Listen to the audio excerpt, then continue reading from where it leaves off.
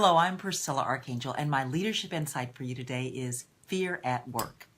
A CEO recently expressed concern that there was an environment of fear in his employees in the workplace, and he was really trying to understand the underlying issues driving this to determine how to address it.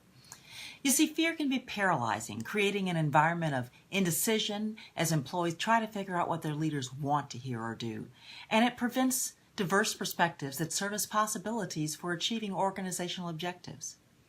Employees' internal insecurities, such as, am I meeting others' expectations and how I'm doing my role?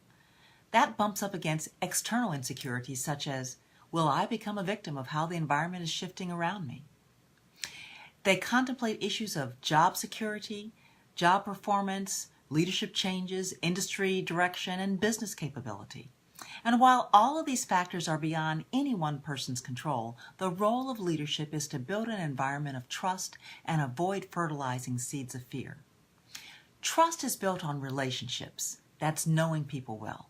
It's built on transparency, and that's understanding underlying motives.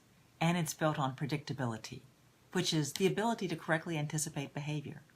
So here are several key strategies to build trust and root out sources of fear in your organization.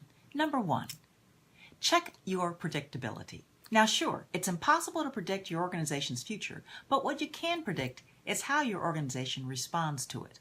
Employees should have a really strong sense of knowing how the group will react to whatever situation occurs, and that they'll be treated with respect and communications will be transparent.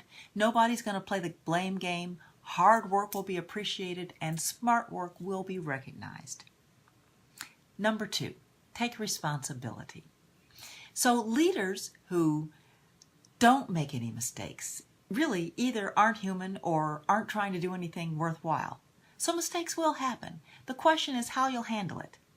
Recognize it, correct it quickly, admit your role in it, help others to learn from it, and move on.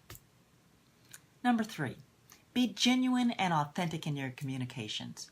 Avoid CEO communications to employees that say one thing while everyone knows that leaders mean and will do something else. That just doesn't reflect reality. So instead, share your heart with your team. Don't just say what you think they need to hear. Number 4, be clear and consistent in your boundaries of acceptable behaviors. So employees should know that when there's an issue of improper behavior, there will be a fair investigation. Don't promote a culture of don't ask, don't tell, or tacit ignorance of such violations emanating from senior leaders. And number 5, acknowledge the impact of media. So these days, negative and incomplete media coverage of corporate issues have a tremendous impact on due process and outcomes, because companies feel compelled to make decisions based on public perception and social media outrage, and we know that doesn't always reflect reality. Instead, ensure that everyone understands the importance of avoiding any behavior that you don't want magnified in the press. Number 6, invest in your employees' growth and development. So sure, they may take that knowledge and go to work for your competitor, but if you engage them with challenging assignments, they may stay and contribute to your business growth.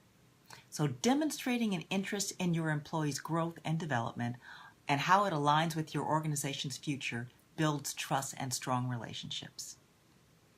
Finally, a climate of fear doesn't fade quickly, but it's eroded over time by the repeated and purposeful behaviors of a leadership team.